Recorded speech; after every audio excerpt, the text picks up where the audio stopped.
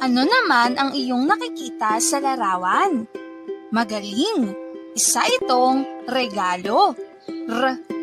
Regalo. Ito ay nagsisimula sa letrang R. Ano naman ang iyong nakikita sa larawan? Magaling! Isa itong radyo. Radyo. Ito ay nagsisimula sa letrang R. Naintindihan mo ba ang letrang R? Magaling! Ngayon, dumako naman tayo sa titik D.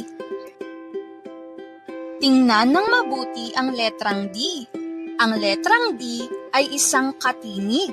Ano ngang muli ang titik D? Magaling!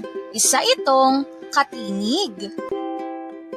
Subukan mo ngang isulat ang malaki at maliit na letrang D sa hangin. Magaling!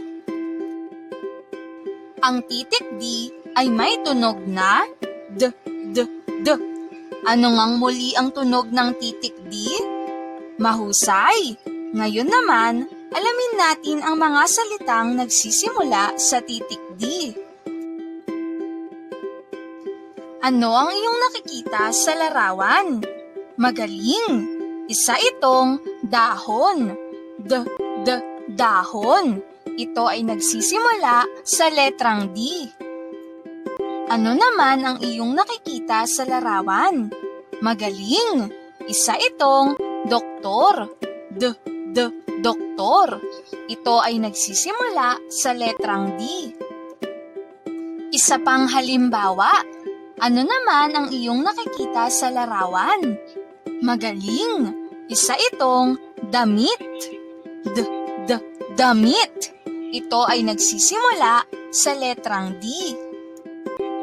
Naintindihan mo ba ang letrang D? Magaling! Narito ang ilang pagsasanay. Sa iyong aklat, sagutan ang mga sumusunod.